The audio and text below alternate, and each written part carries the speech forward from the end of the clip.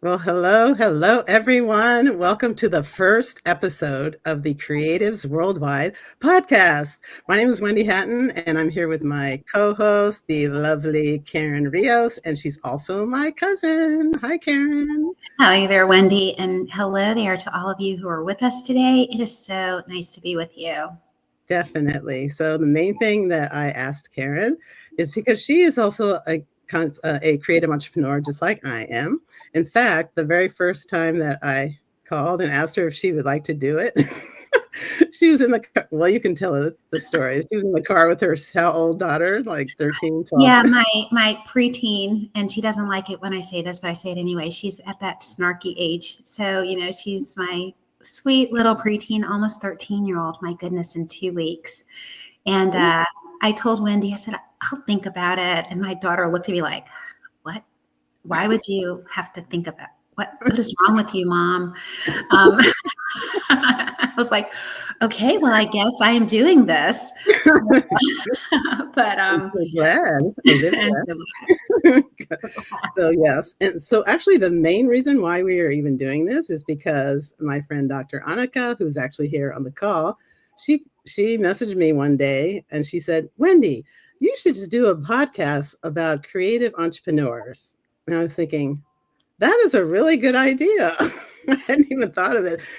And then doing it on Be Connected, because I've done podcasts on Facebook, I've done podcasts on Zoom, but now we get to do this on this new platform.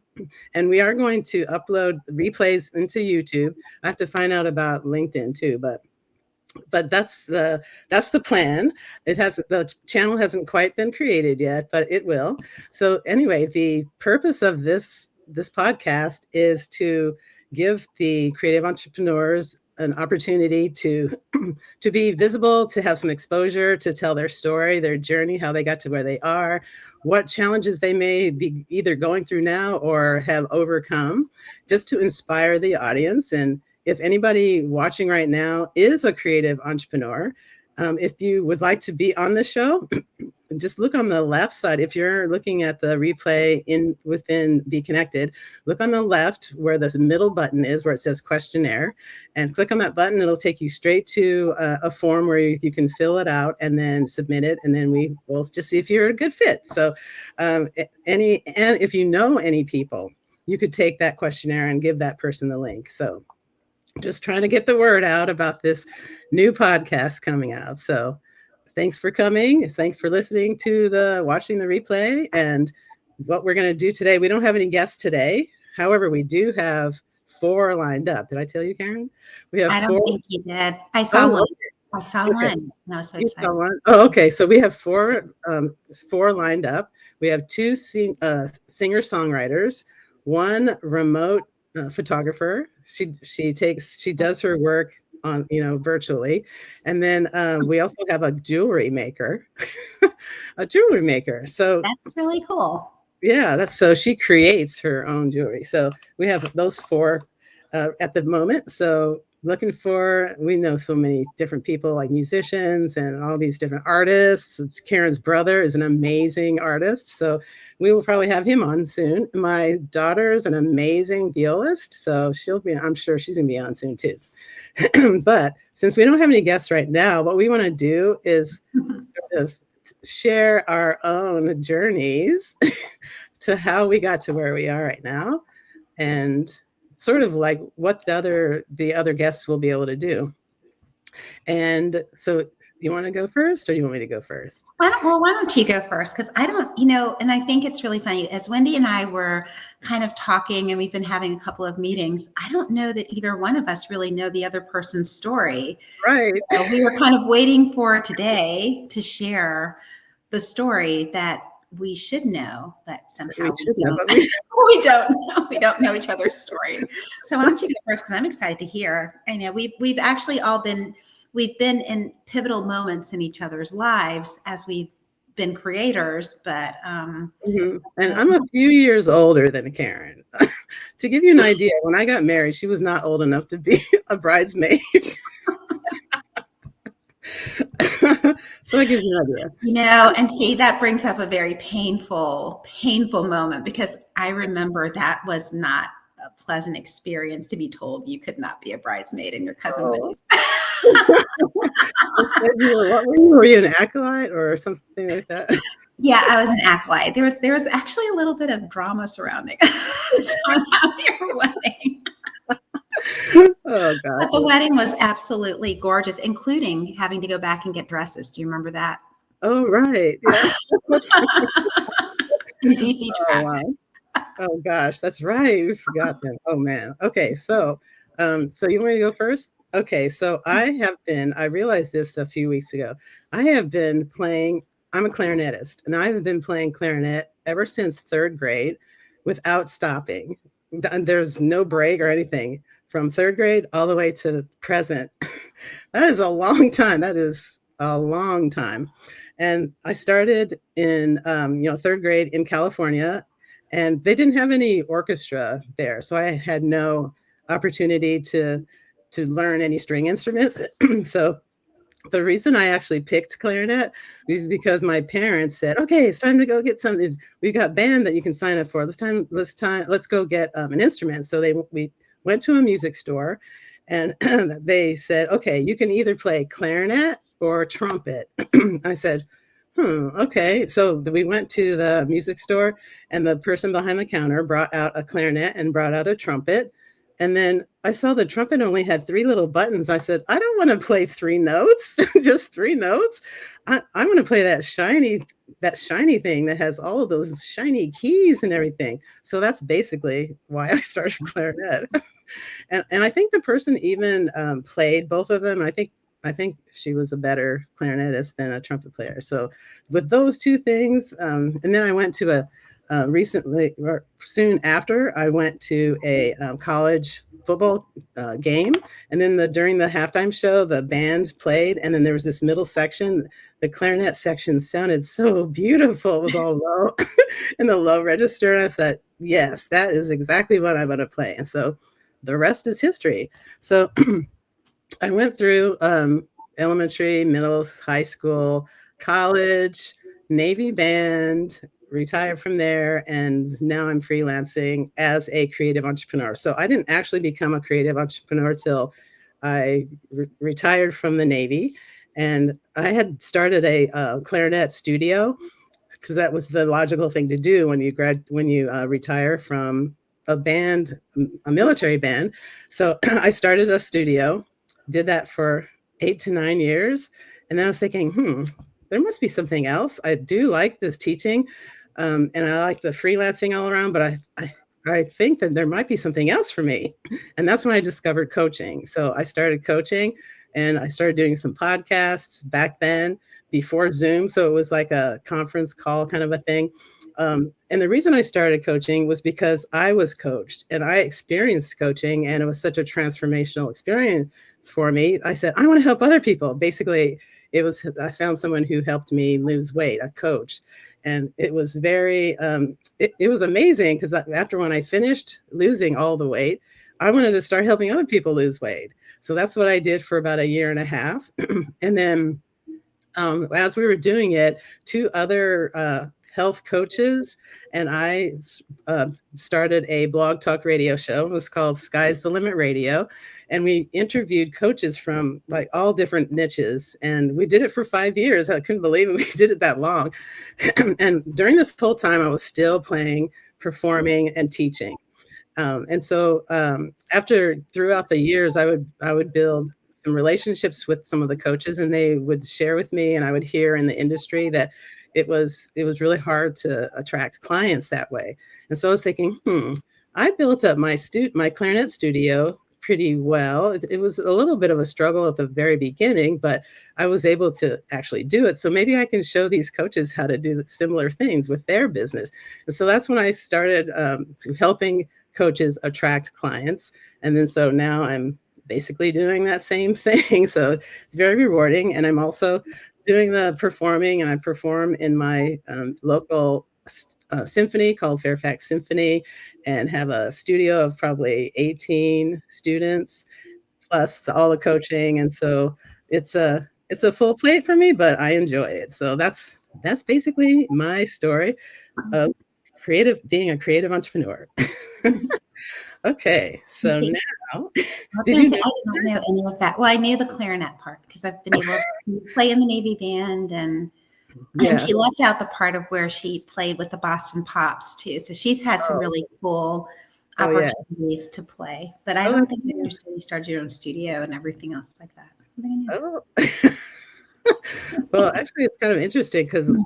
most of my in-person, offline friends and family don't really know exactly what I'm doing on the online with the coaching, and then vice versa. The people that I know in the coaching, they know I'm a musician, but they don't see it as much as the people that I know offline too. So that's kind of interesting. So, That would make sense, though, I guess. all Because right. 'cause people only know you in the frame that they come to know you as, right? So, True. Yes. mm, So, Karen, so becoming a ballet dancer, you have to start early, early, early, right? Before yeah, 13, right? yes, yeah, I know, and I wish I could say that I had such of a seamless road that you did, but actually, I had some stops and starts in my journey. But Mm. yes, I took my very first dance class at age 3. My mother had heard from the doctor that I was going to be very tall. And yes, I stand 5'10" tall. So I was told, so she said she always wanted me to have good posture. And so she was also a frustrated ballet dancer too. So Really? I didn't yeah, know that. yeah, yes, when she was living in Richmond, Virginia. So we live in Richmond, Virginia. And so she'd always wanted to take dance classes, but was not able to. Um, and I guess, yes, we do probably need to talk about the fact that there were some challenges right off of the bat because being growing up in that time frame, we did not have a Misty Copeland to look up to. We did not have people of color who are really starting to break the glass ceilings. So at the ballet school that I started with, there were some limitations and rules that we were being offered. And I remember being told at about 10 years old, Karen is a very good dancer. And so we are thinking that maybe she should go and apply to dance with Alvin Ailey. Well, the thing about it was that we didn't really know who Alvin Ailey was. The dancers who were coming to Richmond Ballet at the time were dancers from New York City Ballet. So we had a beautiful connection with the New York City Ballet dancers. But we did not know I had no idea who Alvin Ailey was. Well, can you tell us? We Yeah, don't know sure. either. Alvin Ailey is an amazing dance company, but they dance modern dance. And even though the genre is some of the most beautiful, I mean, their dancers are amazing. They combine athleticism and artistry so beautifully well with a lot of technique. But it's modern. And so all I knew about modern was dancers tended to dance with bare feet. And I was raised in point shoes. And so there was a little bit of that question of, well, first of all, there were no classes being offered in modern at the time. So I was being told to go and pursue something that I really could not frame. There was no context for me in that type of a framework. So at about age 14, I stopped dancing. And I took a little break. My family, as you will come to find out, there are a lot of musicians. So there were opportunities to be musical and everything like that. But I remember looking at the public broadcasting PBS network and seeing Dance Theater of Harlem. And all of a sudden I was like, oh my goodness, there are dancers who look like me. And I still remember Lorraine Graves, who's one of the ballet dancers at the company at the time. She's 6 feet tall, and I remember they did something called a Creole Giselle. She walks out and establishes this beautiful pose, and she was breathtaking. And so then I said, okay, yes, not only do I want to dance again, but now I know exactly where I'm going. I'm going to New York. I'm going to dance for Dance Theater of Harlem. Huh. And so that was the plan. And actually, thankfully, I was able to realize that goal. I got to go to New York for a little while and finish my training there. I never did a lot with the company. But about that time also, I was discovering that I loved the sacred. I loved the idea of the fact that when you dance, you're embodying more than just poses, and your body is instrumentalizing the music combined with a strong spiritual side. And so I started, so I found myself doing more with sacred dance. So right after college, I ended up with the Christian Performing Arts Fellowship in Washington, D.C., and that was a beautiful ballet company. We were actually a ballet company run by 2 Washington ballet dancers. And along with that, we got to partner with some national orchestra musicians and singers from all over the world, internationally acclaimed. And so we had, it was all under the umbrella of Christian Performing Arts Fellowship. So while doing that, I moved down to Tidewater. So I was still dancing with the company, and I bought a dance studio. So that was the beginning of my entrepreneurial desire to begin to teach and train dancers. So I was literally down in Tidewater. I'd come up on the weekends for rehearsals and go back down. I was commuting all of the time. And so I've now since I left the company in the early 2000s, I guess, and have been freelancing since then. But since then, I've also owned 3 studios. And very recently, I gave up my last studio because I have a beautiful, you heard me say I have a teenager. Oh, yes, I have a preteen who I am homeschooling. And so I'm actually working as a Christian children's ministry director at a church and dancing as a freelancer now. So that's kind of sort of the story. And Amazing. Yeah. So what about you were telling me the other day that your tax person told you that you you know that. Oh, yes, entrepreneurs. So one of the funny things about taxes is my first brush with taxes was when I ended up owing a lot of money for taxes right out of college. And my dad had, true story, my dad had to bail me out. And so after that, I started storing money away. But owning a business, what I found out is, as an entrepreneur, we all have advantages because you 9 times out of 10 are not paying in the higher tax bracket. So you're possibly getting refunds. So I've been getting tax refunds. Well, now that I am working at a 40-hour-a-week job with W-2s and everything else like that, my wonderful accountant told me the other day that I would end up owing taxes next year. And that was so far. And I think I almost had a heart attack. I was like, what? So I said to her, well, what do I need to do so I can not owe taxes, maybe not get a big refund? And she said, start another business. So I'm actually in the process of starting another business. So I'll be starting an online studio, probably launching in August. So you guys are going to get to go with me through that process as I am launching more of an online business now. And that's I'm Be Connected too. That's right, I'm Be Connected. So there you go. Yes. So, yeah. Actually, I teach lessons online and in person, but whenever it's a lesson that is online, it's always on Be Connected. It's always so clear and the sound is really good. And so that's a very good, the other platform, I don't want to mention it. It's kind of hard to hear. So you have to turn on some. Don't mention it. Don't mention it. There are all these little things you have to press buttons to diminish the background or something like that. So, but you don't have to do that. You just come on and then they just start playing. So that's really cool. And yes, and so actually, if you look up to it's my right, but your left, I guess, maybe not. That's actually my studio up there. So I have a loft space in my apartment. So if you can see it, that's actually where it's all going to happen. Yes. All the magic.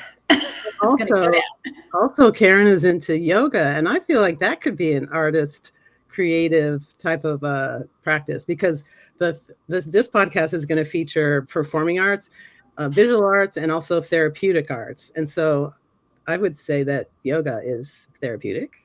Wouldn't you? Yoga is very therapeutic. And it's you should see her. There's this photo of her, it's just unbelievable. She's got this yoga position that is just amazing. It's like, is she made out of rubber? Oh, my Instagram page is all yoga. It's my Really? yoga. Mm-hmm. Yep, Oh, my wow. Instagram page. Interesting. All Cool. yoga. I know. Okay, so if anybody's not familiar with Be Connected, so when this replay is uploaded on YouTube, we're just gonna put in the description the link where you can just check it out. Or if you come here as a guest, you could always check it out. But also, if you wanted to get the questionnaire to fill in for yourself or for somebody that you know, and you're not on Be Connected watching, you're not able to see these little buttons over here on the left. So we're going to also put a link of the questionnaire in the description on YouTube as well. So this was very excellent. We're going to probably have an opportunity, give the guests an opportunity if they want to share their craft, or artists can share, or do any kind of a small performance, as long as it's not copywritten. I'm hearing about how YouTube and even Be Connected, you have to have a license in order to perform some pieces by composers that are copywritten. If they're public domain, that would be fine. But so yes, we're looking more into that just to make sure we are compliant and we don't want to get shut down or anything, or flagged or fined a lot of money. You have to pay a lot of money for fines. Right, for sure. So if anybody has any questions, you can always reach us.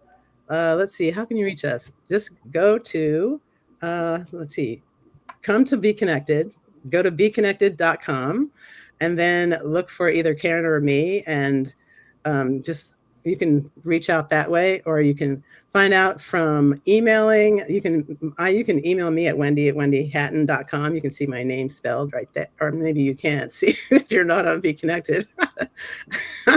So WendiHatton.com. Yeah. And I'm sure that when we load it onto Facebook, we can put all of our contact information in the description box. Yeah, we could. Yeah, definitely do all that for sure. Well, I think this was a good first episode. We got a kickoff episode. I'm really excited that we're going to get this started, and that will be all we're going to do. We have Dr. Annika. Do you have any questions for us, Dr. Annika? Yes, Dr. Annika, we'd love to hear your questions. No, I don't have any questions, but I laughed a lot while you were talking, because it was a fun talk, fun conversation with lots of feeling of laughter. Yeah. Oh, yes. That's one of the reasons why I selected Karen to ask her to be a co, because she likes to laugh, and we like to laugh. So naturally, we will laugh on this podcast for sure. Mm-hmm. Well, and I will say, you don't need to laugh at our jokes. We will laugh at our own jokes, because we.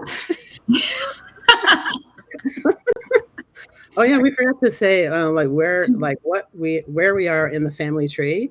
We're cousins, but we're not first cousins. Our mothers are first cousins, but they grew up together like sisters, so they're honorary sisters, and so that makes us honorary first cousins, right?